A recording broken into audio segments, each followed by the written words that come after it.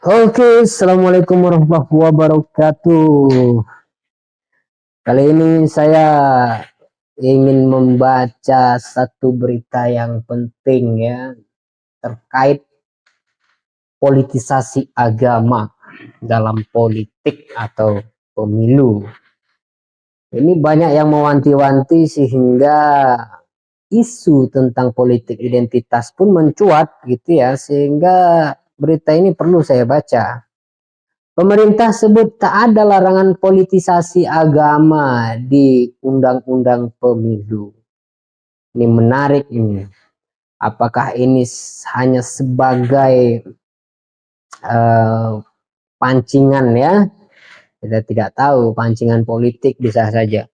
Memang secara undang-undang barangkali tidak ada yang salah gitu di dunia demokrasi. Yang ramai adalah yang menang, yang banyak suaranya dia yang menang gitu. Tidak penting apapun alatnya, tidak penting gitu. Termasuk agama gitu. Dalil-dalil agama bisa menjadi senjata ya. Kita baca beritanya. Jakarta, CNN Indonesia, debut Deputi Bidang Kesatuan Bangsa Kementerian Koordinasi Bidang Politik, Hukum dan Keamanan Kemenko Polhukam Janedri M. Ghaffar menyebut tak ada larangan mengenai politik identitas ataupun politisasi agama. Nah, ini jelas ya, berarti benar apa yang dikatakan oleh Rocky Gerung bahwa pemerintah itu ketika berbicara politik identitas yang di dalam kepalanya adalah agama, gitu ya. Jadi benar ini politik identitas ataupun politisasi agama itu. Ketika bicara politik identitas, dalam kepalanya adalah agama gitu.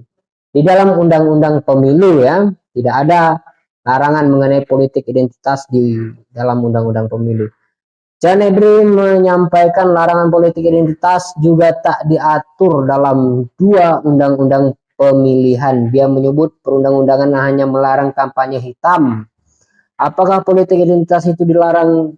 Politisasi agama dilarang? Sama-sama tidak ada pengaturannya secara jelas tegas di dalam undang-undang pemilu maupun undang-undang pilkada, kata Janedri dalam Rakornas Pemuda dan Forum Kerukunan Umat Beragama di Tangerang Selasa 28 Februari ya.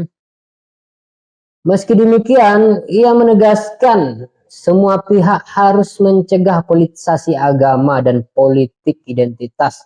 Menurutnya, dua hal itu sangat berbahaya bagi persatuan dan kesatuan bangsa. Nah, lagi-lagi, apa ukuran seseorang itu disebut politisasi agama gitu?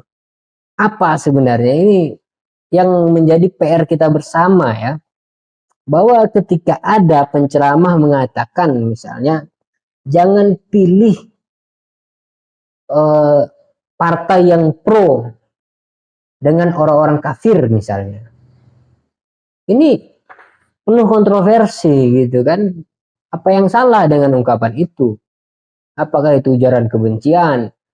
Kemudian ada surat Maidah kemarin misalnya jangan pilih pemimpin kafir. Itu ada ayatnya. Apakah itu politisasi agama? Wah, terlepas dari itu saya baca kembali ini ya. Cinadri berkata Indonesia diberkati dengan keberagaman agama, budaya, dan banyak hal. Dia khawatir jika perbedaan itu hanya dimanfaatkan untuk pemenangan kandidat dalam pemilihan. Ya jelas, partai itu pun sebenarnya adalah koalisi ya. Satu keyakinan ketika dia mengusung orangnya, dia pasti memilih orangnya. Gitu. Begitu juga apa salahnya saya misalnya umat Islam memilih umat Islam juga begitu. Apa yang salah? Kan tidak ada yang salah di situ. Partai Demokrat memilih Partai Demokrat. Apa yang salah di situ? Enggak ada yang salah. Dia menggunakan identitas Demokrat. Saya menggunakan identitas agama. Sama dengan orang yang atau saya memilih orang Jawa karena saya Jawa misalnya, nggak ada yang masalah. Apa yang berbahaya dalam budaya? Tidak ada yang bahaya, tidak ada yang berbahaya. Orang memilih itu memiliki banyak alasan pastinya. Ada yang memiliki alasan bahwa tidak peduli dia suku apa, tapi dia adalah teman saya di masa kecil misalnya. Dan saya tahu banyak hal tentang dia misalnya. Itu boleh-boleh saja. Jadi apa sebenarnya ide politik identitas itu enggak jelas gitu ya. Lanjut, preferensi politik berdasarkan identitas yang kemudian menjadi komoditas politik melalui black camping atau negatif camping, itulah yang harus kita hindari bersama. Ya, negatif camping pasti ya kita hindari. Black camping artinya ada sesuatu yang gelap di sana atau sesuatu yang negatif. Ya kita tidak negatif. Kalau saya PDIP memilih PDIP, apa yang salah di situ? Tidak ada yang salah. Saya orang Jawa memilih orang Jawa sendiri ya juga nggak ada masalah.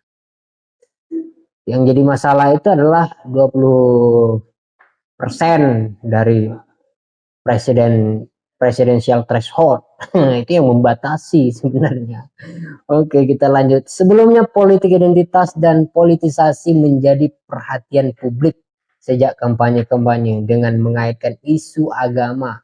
Tren kampanye itu terlihat dari beberapa gelaran seperti Pilpres 2014, Pilkada DKI 2017, dan Pilpres 2019.